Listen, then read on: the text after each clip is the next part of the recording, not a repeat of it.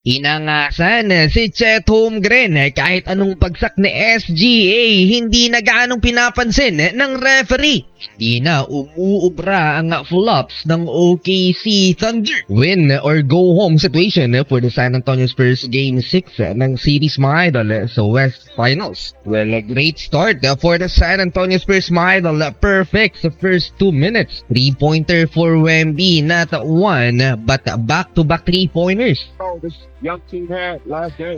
Wembanyama pump. 8-minute mark mga idol. Victor Wembanyama, another one sa pintura naman over Isaiah Hartenstein. Turnaround jumper for Wemby. Dito na kumana itong si SGA, elbow jumper versus Stephon Castle. Rated D by the OKC Thunder kay Victor Wembanyama, tatlo ang sumabay, and SGA with a jumper. Highly contested shot, nakaapak nga lang sa linya, that's a 2-pointer. Oh, then go on the take. Two. It's good. Hindi na chill si Victor Wembanyama sa OKC Thunder. Pinipisikal niya si Lu Dort mga idol. No call. Kahit hinila niya si Lu Dort. Bumawi naman ang Canadian sa Frenchman, nakapag-steal and two-handed jam for Lu Dort. Mukhang napagod yata kagad sa first quarter sa Wemby dahil sa napakabilis na pace.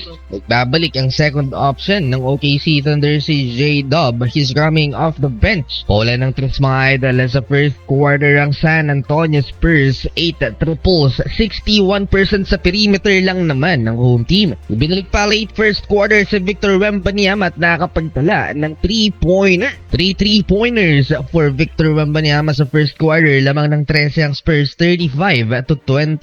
Led by Victor Wembanyama, 11 first quarter points.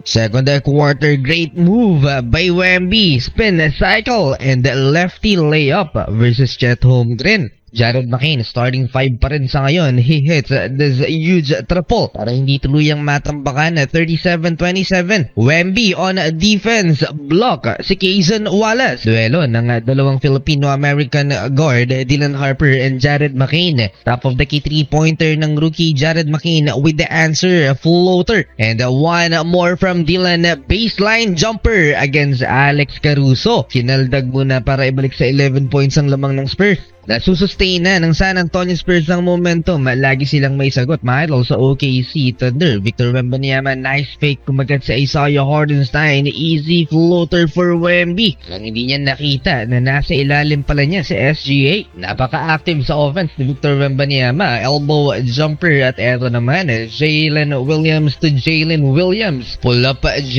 and SGA naman mga idol.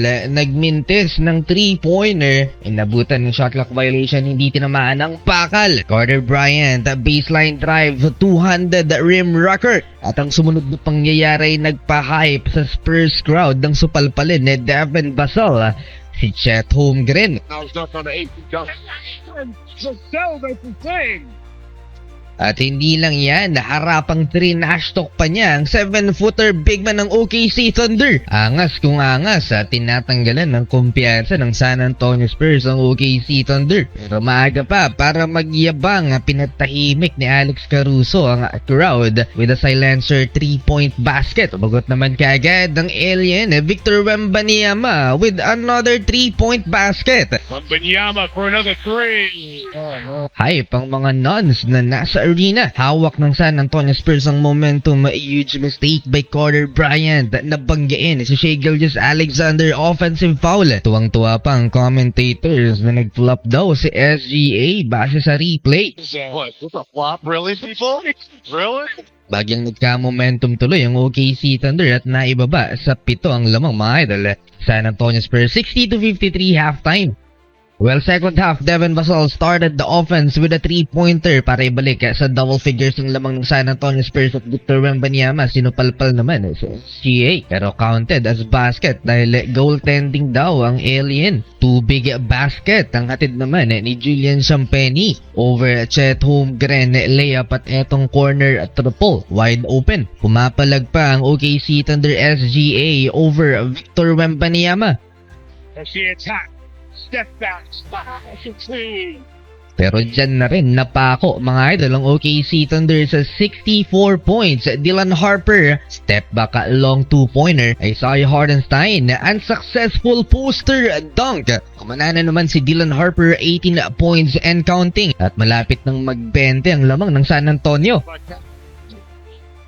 4 minutes ang natitira mga idol sa third quarter. Eto na nga, umabot na ng 20 ang lamang ng San Antonio Spurs. Julian Champagny with the layup. Nalalagay pa sa alanganin mga idol ang OKC Thunder in 8 minutes. Walang naitalang puntos itong OKC. Natuldukan lang ang run ng San Antonio Spurs under 1 minute bago matapos ang third frame. Magpa-flop pa sana sa final possession ng OKC Thunder mga idol itong si Isaiah Joe, pero hindi tinawagan.